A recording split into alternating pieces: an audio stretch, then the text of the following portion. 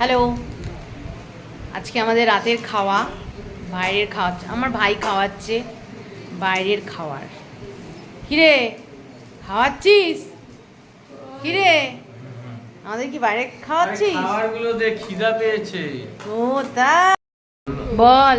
আরেকজন তো এমন বাটার মশলা চেয়েছে, হ্যাঁ এখানে চারজনে চারটে খাবার বলে, সেখানে হ্যাঁ। পাঁচটা চেয়ে বলে। কিরে কি খাবার নিয়ে এসছিস রাতে? তো আমাদের খাওয়া দাওয়া হচ্ছে রাতের